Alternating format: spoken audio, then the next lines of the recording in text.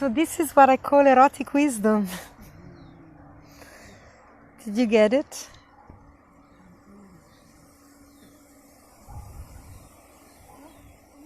Better. I'm okay. Yeah, I don't know if you have any question, you want to ask me anything. I didn't really plan anything. You know, I sat and whatever wanted to be spoken came through. I think it was quite intense, but maybe when you listen to it again, it makes more sense. Sometimes for me, second time I hear the same things. But if you came with some query, you know, we thought to have these events maybe once a month under the trees, conversation on Tantra, you know, not to make it too intellectual, merely to gather you together. It's a beautiful Saturday afternoon. You can stay, there's no rush for you to leave. We can put some more chai on. We can talk more. I can talk with each other and talk to me. So it's a very loose format. So I just want to know if you want to talk a little bit now, if you want to dance more. What do you want to talk about? Can I ask something? I'm very new to the space. Yeah? And as you speak about Tantra and the lover and everything, I'm not 100% sure whether it's actually refers to sexuality or whether it's a metaphor. It is both.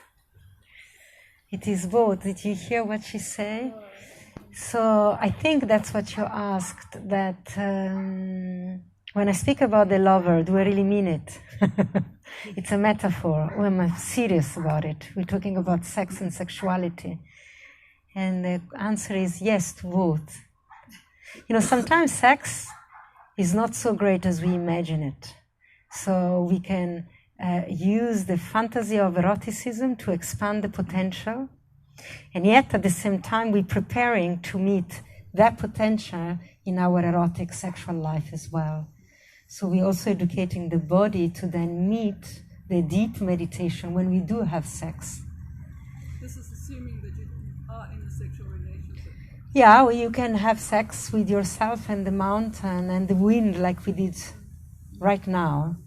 So it's a metaphor, because this is my favorite metaphor. Not too sure if this is the correct use of metaphor for me. I don't know if I understand fully, but a metaphor is a representation, no? So the metaphor of penetrating reality and being penetrated by. We use this as a metaphor to understand the forces of nature, to understand how reality comes into being. And so it penetrates and it surrenders at the same time. So this was she that opened the eyes and closed the eyes. And reality happened and it dissolved. And it happened and it dissolved. So this is the philosophy. It's really thick. And this maybe requires a lot more words and becomes a conversation of the mind. It also has a place sometime. You know, and this is according to the text that I love to read and translate into the metaphor of lovemaking. Because some of the textbooks are given to us with the symbol of Shiva and Shakti making love. So this very clever being, the Siddhi, the perfect one, the one that understood reality, or the one that came from another reality, you choose. It's all stories anyway. Pick the one you want, and don't be too attached to it neither. But the Siddhi that gave us this teaching, in Tantrism, everything is a symbol, because reality is ultimately empty. So there is no symbol can represent that emptiness, is empty. But out of the emptiness arises the lila, the dance of life, which is all of us sitting here with our longing, our fear, our pain, our body, our desire, our attraction. And it's all If it wasn't meant to be, it wasn't there. So that's where the tantrics say this is real. This is not the illusion. You know, some other philosophy, also Indian philosophy, like Vedanta, but I don't want to even go name them too much because I'm not too well versed about them. So I don't want to disgrace them in any way. But there are this philosophy, well, reality is nothing and can never be accessed, and we are an illusion. We are not real. And Tantrism say, sure, are you sure? Because if I hammer your foot and I throw rocks on your foot, it fucking hurts for real. And if your daughter dies, it fucking hurts for real. And your body annihilates and your heart explodes. It's all real. No one can tell me this is an illusion. And so where do you place this in the philosophy then? And so Tantrim say everything is real. Everything exists inside each other. So the empty exists inside the full all the time. And the full can exist by grace of the empty. Otherwise it would explode in itself. So it's a constant cycle. And so like lovemaking then can become a tremendous, beautiful symbol. And so these very wise people chose to describe reality, the truth of reality, using symbols. And the symbol they chose was the lover.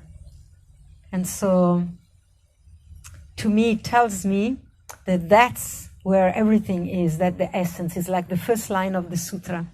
If you even go before the line, is the preface, the setting. The setting is two lover, compenetrating. And so it already tells you consciousness penetrating bliss, penetrating form. This is a philosophical concept, but also it can be experienced for true, for real, in your body. When you are penetrated erotically, but also right now you are penetrated by my words, if you let me. And sometimes you are penetrated by words we don't want also either. And violence enter us, and abuse. And so the penetration of reality into itself, it's ongoing. And then it only penetrates because there is a softening, there is an opening. So we have both. And so the symbol of the lover for me is so beautiful because it really allows me to get very, very close to a feeling of no mind, but all is well. I can drop the mind that is afraid of not knowing only when I'm in lovemaking. In my daily task, my mind wants to know, wants to control, protect, do things, and I can go into fear, anxiety and disconnection. But in lovemaking, my mind can really rest in that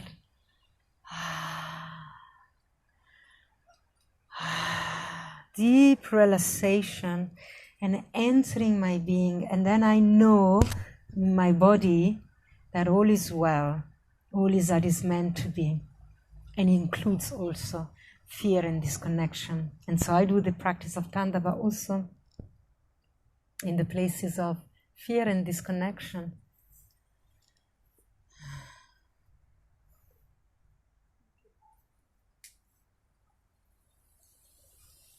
And ultimately all we look for, the beloved. So it's the metaphor of living, actually. We're longing. And so in Tantrism, in this lineage, we say, okay, bring it on. That which you really want. Let's start with that. Let's begin from this place, and let's see where we go. When I say it in Tantrism, we give it all at the beginning. We start from where we want to end, where we want to get. Why get in there? Begin here. Start with it. The ultimate love affair, I'm having it right now with the trees and with the plants and with everybody of you sitting here and listening. Your blue eyes penetrating me. You know, I'm allowing the expression of your being. I breathe you in, and then it's very different than me sitting with you and asking you, what's your name, and what do you do, and decided if we can be friends. It's a completely different experience, yeah?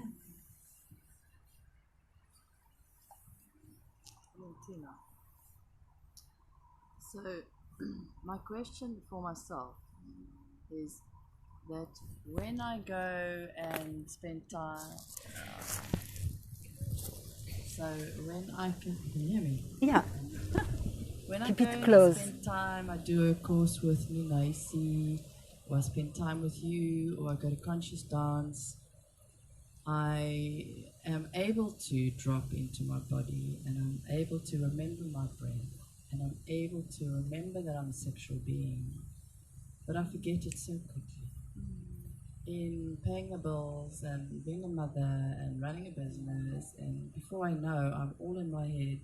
I forget to breathe, and I forget my body, and my intimate life suffers, and it becomes troublesome. And so my question is, how do I know I should probably have the self-discipline of going to conscious dance every week and just doing maybe more conscious breath. But what do you do as a tantrika to always be in your body and to remember the breath and to remember that it's not just about sex, it's about being sensual and intimate. And what is your daily practice to reconnect with your body? Or what can you give us mere mortals? I'm also very mortal. I also go through panic and fear and disconnect and dark spaces. So I've learned to breathe a lot. The fullness of my breath. 3 of this in the moment of panic can really help.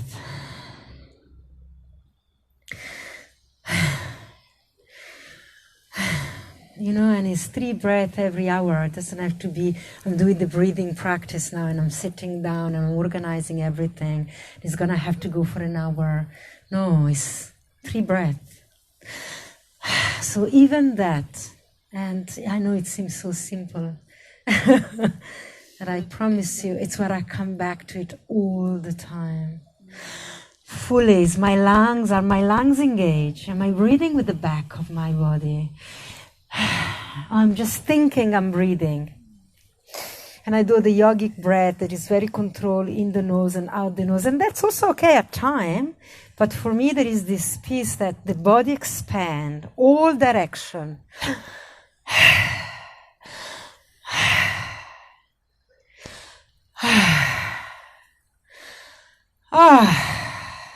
So already then I'm entering the next moment with more erotic presence. You know, and it's what they're doing there also. It's what I wanted to invite you to do, everybody. Yeah, touch your hand. Also by yourself, you know. Sometimes I'm thinking or I'm breathing.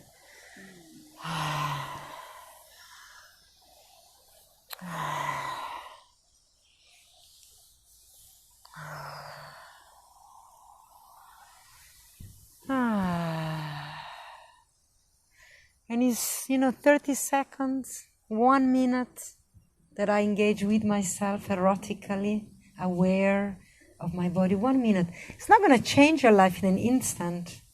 Nothing is going to ever change anything. It's a collection of practices that determine your state of being. And that's all it is. And realization happens internally, success happens internally, happiness happens internally. You know, success happens when I don't abandon myself when I'm afraid. For me, that's what I came to understand. It's so difficult to detach from this out success. It's bombarding at us. Everybody's more successful than us. Social media are, for me, they intimidates me. Everybody's better than me at doing everything. I can't even post on Instagram, so they're at least much better than me at doing that. And I get scared, and I really get scared. I think I'm losing this train, and what's going to happen? And I'm almost 50, and if I don't get on this train, it's going to leave me at the station, and then fuck what? I'll be lonely and abandoned, and with no money, and without a shelter, and without a business, without money for my child. And I also panic. I also fucking panic. It happens. Fuck. Shit. Gosh, fuck. God. Fuck. Shit, fuck. And so I let myself to allow the fear to be with me. And I breathe, and I stay breathing, and I move my hips a little bit as well, because we can't freeze. That's the piece. Not allow the fear to really freeze you. It will be there and can become nectar, culture you. And then becomes fuck, God, shit, fuck me. Oh, shit, God, fuck. Fuck me. Oh. Aham, I am. Then I chant the mantra. Aham, aham, I am. Who is this one saying I am? I don't know, I just say I am, and by saying it, imbibing what I'm saying, I may understand in the cellular intelligence of my body, what am I saying actually?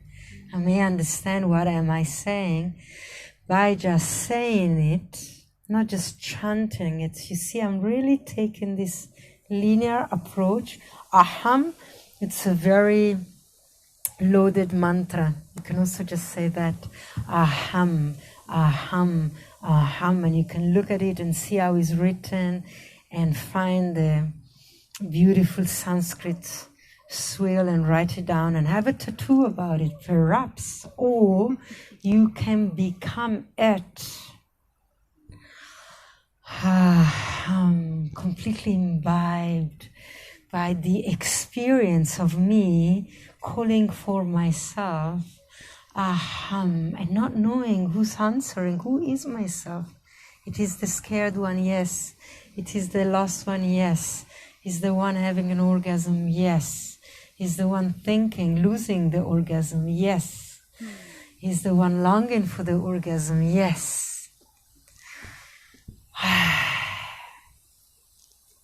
So the tantrika is the fool. You have to have a fool. You have to be a fool to be a tantrika. In the moment of panic and fear, instead of keep running in the fear, stopping and breathing. You might have to be a fool and see what happens. And you know, in the Spandakarika also say that there are 5 situations of finding reality in that moment that can shatter your mind, body into space, into knowing, like explode you. And those 5, I don't know if I remember all 5, because I'm not a good student.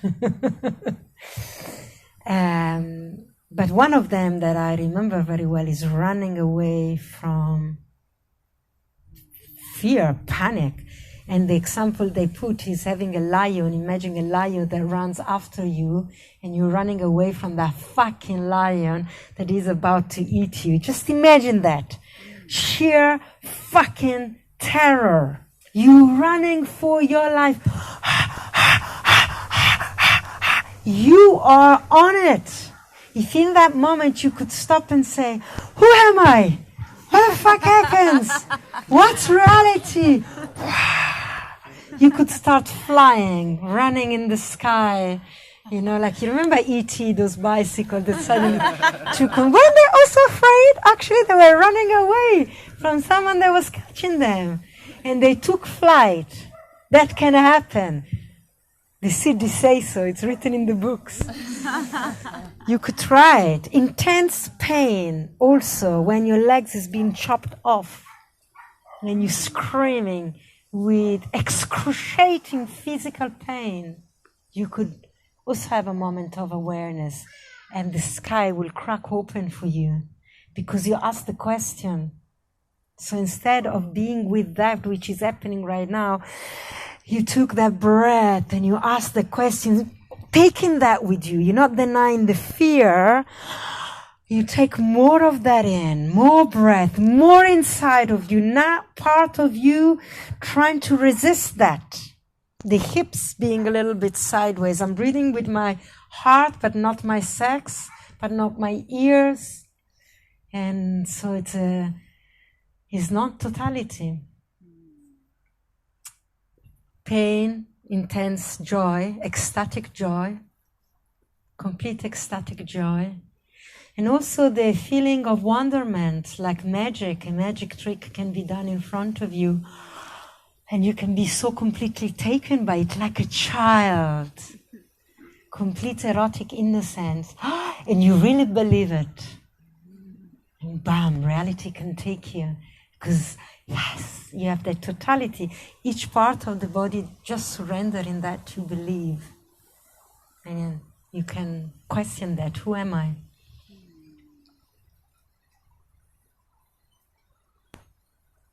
You know, Tantrika never answer with an answer. They just bring you more stories and questions.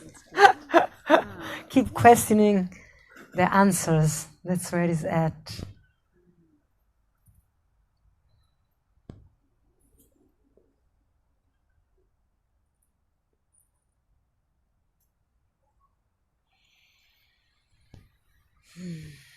Valentina, you said earlier you can dava with the fear and isolation, the feelings of fear and isolation. So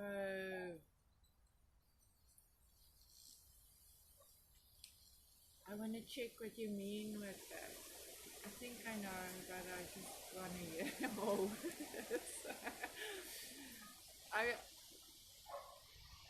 The fear and isolation of being a shit, being at your ugliest, being a monster. That is. So, for example, like recently I shared something, or someone watched me in an expression of emotion that was really disgusting, and someone I cared of, and I became so ashamed. And in the moment I was like, good, let myself be seen, rough and all, and the ugly and the shitty, blah, blah, blah. And after I vomited, when I sat alone, I was like, oh my God, what did I just do? I'm so embarrassed, shameful. God, you know, and that's the thing. So I didn't go to my room and sat down and do the meditation now to clean myself up from my shame, to change my shape and transform it into holy blessings, or whatever is the story that goes. I mean, social media is full of that stuff, you know, and I let myself be annihilated for days, really annihilated in my body. Every time I thought about it, the darkness would descend upon me. All feeling internally were dark, and I was in the abyss. Shame, you know, shame of being myself. And then shame because I have shame. How can I have shame?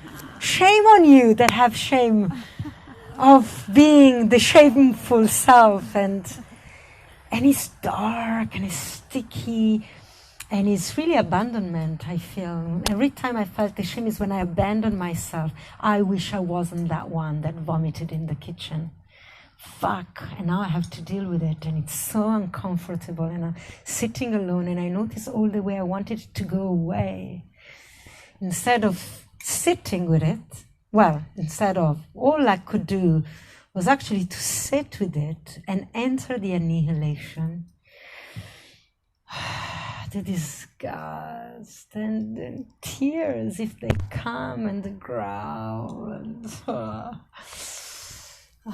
and move my body, and just move my body. And so not to abandon myself when I'm ashamed. That's success for me, I discover. I was ashamed also because I don't produce enough, because I don't deliver enough, because I don't have an online course ready, because I don't put my duck in a road. I keep losing them in my garden, in my bedroom. And fuck! And they're so lovely, and I just watch them and I forget they're supposed to be in a line. Oh! You know? Fuck, and then I feel shame. And then, for me, this has been this whole last week, this peace, and not to abandon myself there. And then, because shame is just this feeling, and is it true? It's also nice to have the duck dancing in your garden who say they must be in a row. Look, you're all here today. So something happened. And so the Tandava is this so powerful tools we have to 2 minutes, just this, do it, everybody, right now, of stretching your body, whatever shame you have right now, whatever you resonate with, whatever I say, and this whooshing of the face, and this meeting of the body, and this touching with intention, and matter, you know, you matter, you embody matter, and it's full of shame too. The shame of being human, because no, I can't be everywhere at the same time at once. And I'm ashamed of it, because I want to be Shiva so badly. You know, and I'm ashamed of my limit and my humanity. I feel that's the biggest shame. And so, then, where is humanity at its best? In lovemaking. That's why I choose lovemaking. That's why I choose erotic wisdom and erotic engagement. Because I feel it's where we are at our best as humans. It's when we free in the freedom of the body, and we explore and we breathe and the face relax. And now I've got something to give. Now I'm truly within me. I'm not abandoning myself. It's completely the opposite. I'm imbibing myself. Shame and words and shit and all. And abandonment. So you can put like a heavy rock song and do the Tandava like that. To put a very teary song. And sob. Have you ever done the Tandava and the sobbing? When it really opens the heart here.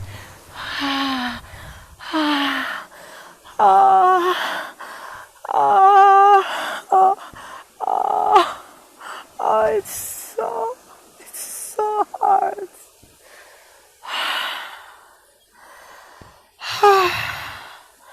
It's so hard to be human. That's the Tandava, you know, and you just really evoke that in your heart.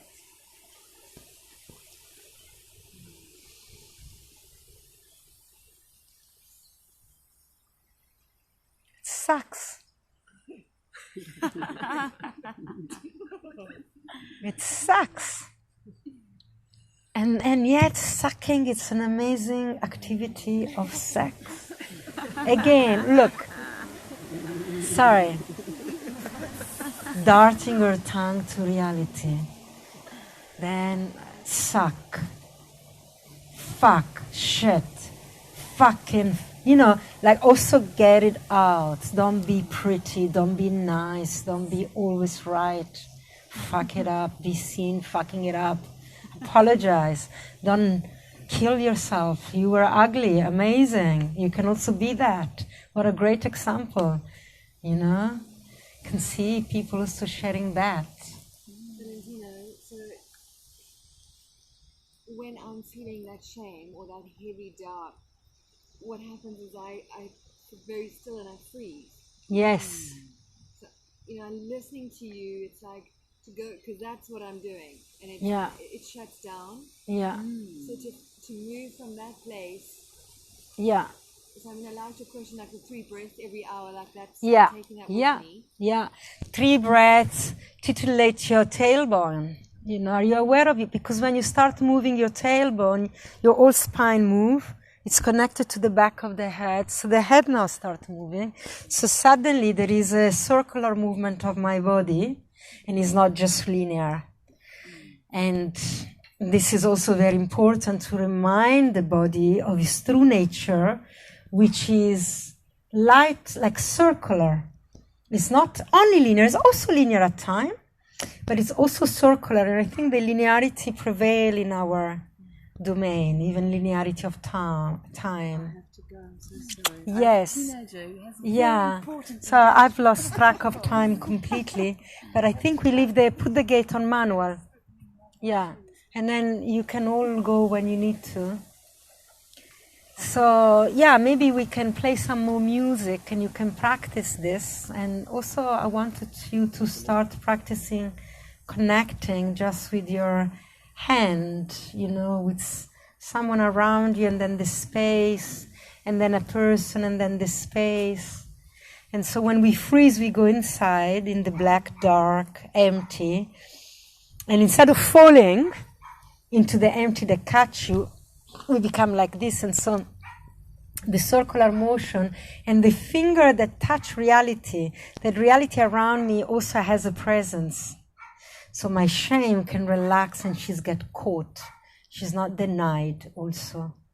And your inner world can start flowing into the outer reality and be. So you can do this 2 minutes. Breathe, shake your body, relax your tongue. And also you can daydream a little bit more, you know, about that one that is going to come and kiss you.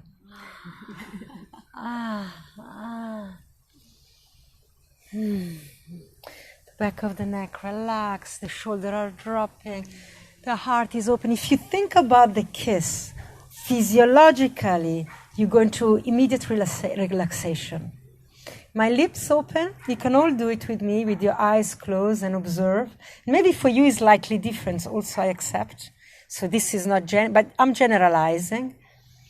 Lips relax. Sex warm up. The genital relax. The hip bones relax.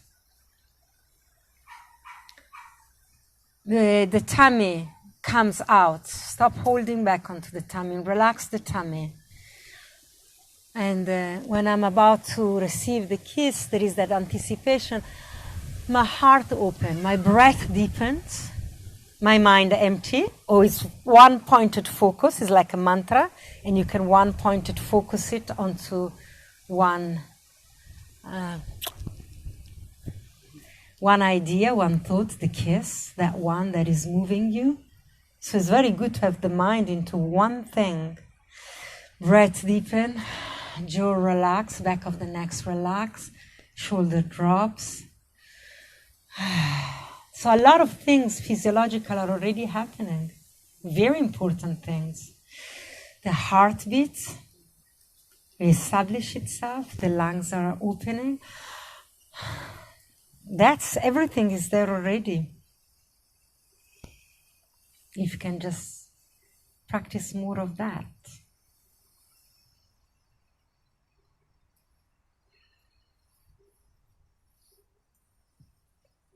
Yeah.